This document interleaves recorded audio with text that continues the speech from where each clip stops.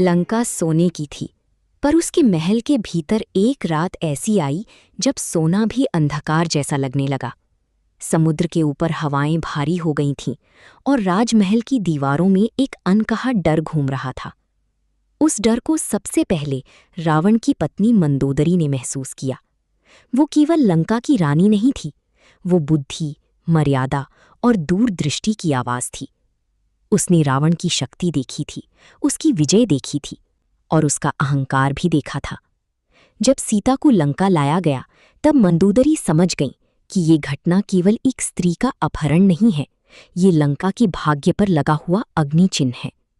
आज की कथा उसी रानी की है जिसने विनाश आने से पहली चेतावनी दी, पर जिसकी बात गर्व की शोर में दब गई। मंदोदरी लंका के महल की ऊंची बालकनी से समुद्र को देख रही थी। नीचे सोने की नगरी चमक रही थी, लेकिन उसके मन में शांति नहीं थी। रावण विजयी होकर लौटा था, पर उस विजय में धर्म की गरिमा नहीं थी। महल के भीतर दासियां धीरे बोल रही थीं, सैनिक नजरें चुरा रहे थे और हवा में बेचैनी थी। मंदोदरी ने देखा कि रावण के रथ के पीछे अशोक वाटिका की दिशा में एक पीढ़ा जा रही है। उसे पता चला कि वो सीता है, अयोध्या के राम की पत्नी। मंदोदरी का चेहरा गंभीर हो गया। उसने धीरे से कहा, ये विजय नहीं, ये संकट है। उसी क्षण उसके हृदय में लंका के भविष्य की दरार सुनाई दी। रावण राजसभा में गर्व से बैठा था। उसके चेहरे पर वही तेज था जिसने देवताओं और राजाओं को भयभीत किया था। पर मंदोदरी ने उस तेज के पीछे छिपी हुई जिद को पहचान लिया। वो सभा में आई और सबके सामने नहीं, बल्कि मर्यादा रखते हुए उसके पास खड़ी हुई। उसने शांत स्वर में कहा, स्वामी, सीता को वापस भेज दीजिए, ये मार्ग ठीक नहीं है। रावण ने उसकी ओर देखा, जैसे ये बात सुनना भी उसके लिए अपमान हो। सभा में मौन फैल गया। मंदोदरी ने फिर कहा, जिस स्त्री का पति धर्म के लिए वन में चल सकता है, वो पति अपमान सहकर शांत नहीं बैठेगा। रावण हंसा, पर मंदोदरी की आंखों में हंसी का कोई उत्तर नहीं था। मंदोदरी ने रावण को केवल राम की शक्ति से नहीं डराया, उसने उसे उसके अपने धर्म की याद दिलाई। वो बोली, आप शिव भक्त हैं, वेदों की ज्ञाता हैं, लंका की रक्षक हैं, फिर ये कर्म आपकी महिमा के योग्य कैसे हो सकता है? रावण का चेहरा कठोर हो गया। वो अपने सिंहासन से उठा और गर्व से बोला, मंदोदरी, मुझे कोई मनुष्य नहीं हरा सकता। उसके शब्दों में विश्वास था, पर वो विश्वास विवेक से अलग हो चुका था। मंदोदरी ने उत्तर दिया, जो स्वयं को अजेय समझने लगे, उसका पतन उसी दिन शुरू हो जाता है। रावण ने ये बात सुनी, पर अपने भीतर उतरने नहीं दी। अशोक वाटिका में सीता एक वृक्ष के नीचे बैठी थीं। वे अकेली थीं, पर टूटी हुई नहीं थीं। मंदोदरी दूर से उन्हें देखने आई। उसने देखा कि सीता के वस्त्र साधारण हैं, पर उनके चेहरे पर अपमान से बड़ी गरिमा है। राक्षसियां पहरा दे रही थीं, पर सीता की दृष्टि निर्भय थी। मंदोदरी ने मन ही मन समझ लिया कि ये स्त्री साधारण नहीं है। वो किसी राजा की पत्नी भर नहीं, धर्म की अग्नि में तपे हुए सत्य की तरह है। मंदोदरी ने धीरे से कहा, जिसे डराया नहीं जा सकता, उसे कैद में रखना असंभव है। उस दिन उसे और स्पष्ट हो गया कि रावण ने शक्ति से अधिक बड़ी शक्ति को चुनौती दे दी है। रात गहरी हुई और मंदोदरी फिर रावण के कक्ष में गई। बाहर समुद्र की लहरें महल की चट्टानों से टकरा रही थीं।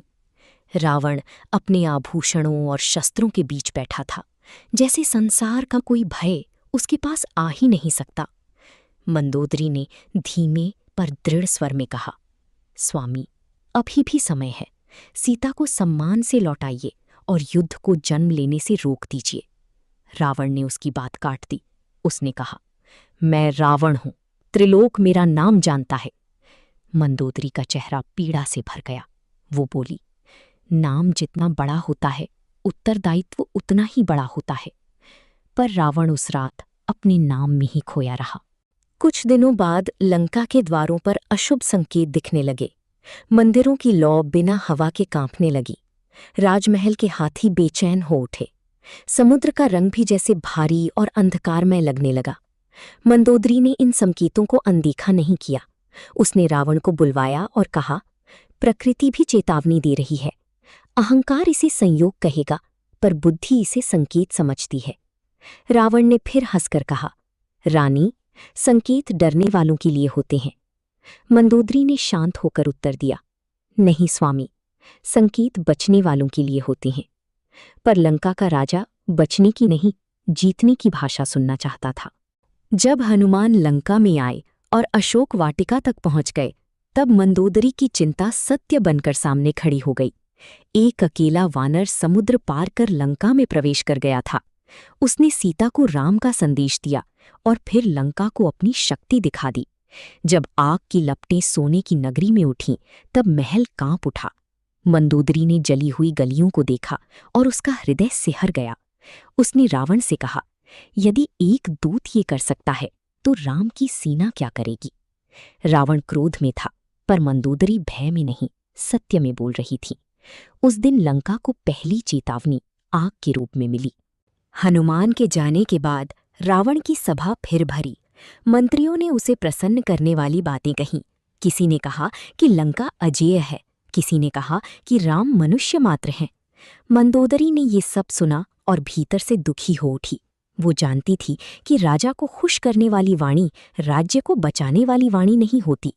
उसने रावण से कहा, जो सलाह केवल आपके गर्व को सुख दे, वो सलाह नहीं, विष है। रावण ने उसकी ओर तीखी नजर से देखा।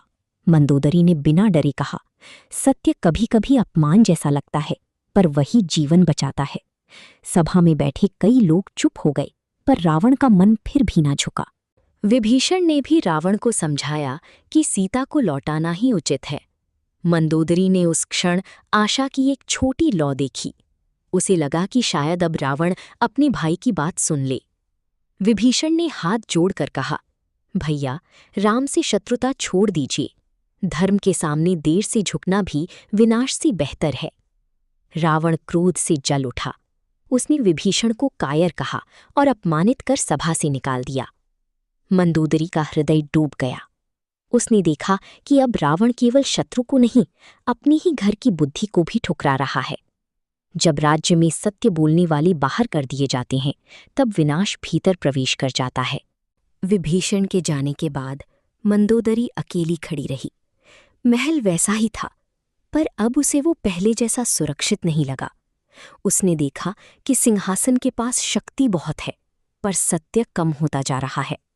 रावण ने अपने भाई को खो दिया था, पर उसे ये हानि अभी दिखाई नहीं दी। मंदोदरी ने उससे कहा, स्वामी, जो अपने हितैषी को शत्रु समझ लेता है, उसका असली शत्रु बाहर नहीं, भीतर होता है। रावण ने मुंह फेर लिया। वो बोला, जो मेरा साथ छोड़ दे, वो मेरा अपना नहीं। मंदोदरी ने धीमे से कहा, कभी कभी अपना वही होता है जो गलत मार्ग पर साथ ना दे।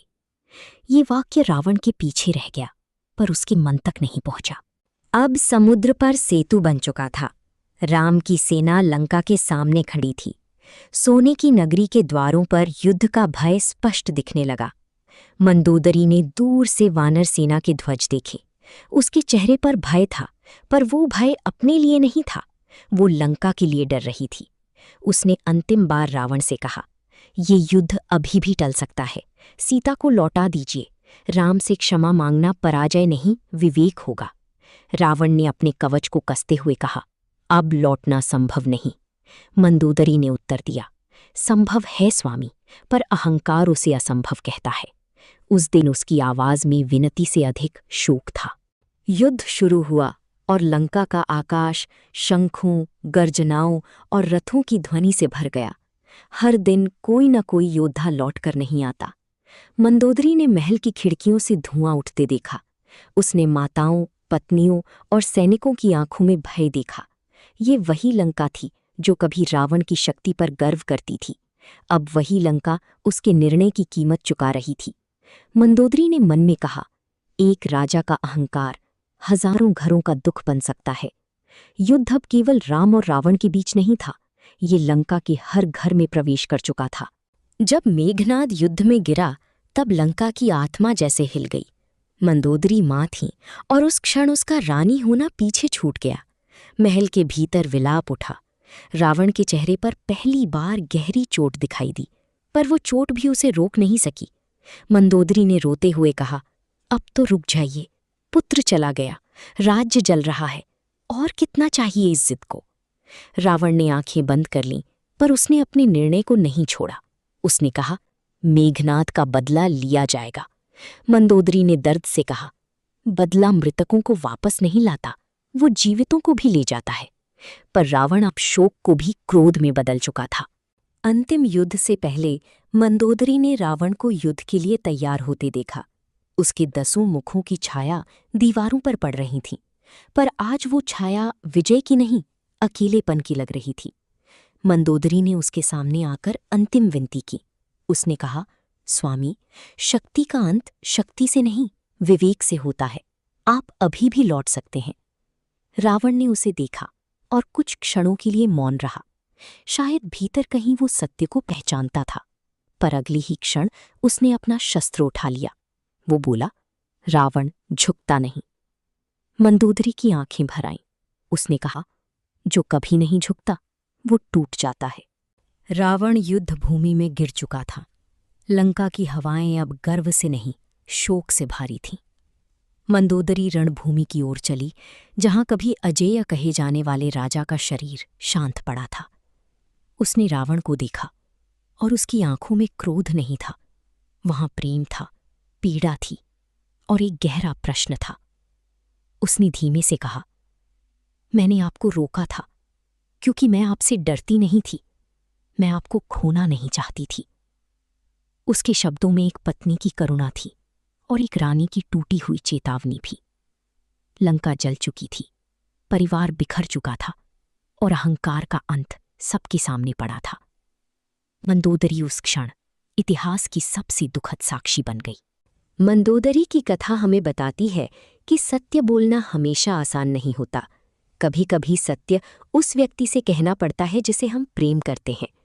मंदोदरी ने रावण का अपमान नहीं किया, उसने उसे बचाने की कोशिश की। उसने बार बार कहा कि सीता को लौटाना कमजोरी नहीं, धर्म होगा। पर जब बुद्धि की आवाज अहंकार के सामने हार जाती है, तब पूरा राज्य उसकी कीमत चुकाता है। मंदोदरी इसलिए महान है कि उसने शक्ति के महल में भी धर्म की बात कही। उसकी आवाज भले ही रावण ने ना सुनी हो, पर इतिहास ने सुन ली। ये कथा हमें याद दिलाती है कि समय रहती दी गई चेतावनी युद्ध के बाद बहाए गए आंसुओं से कहीं अधिक मूल्यवान होती है।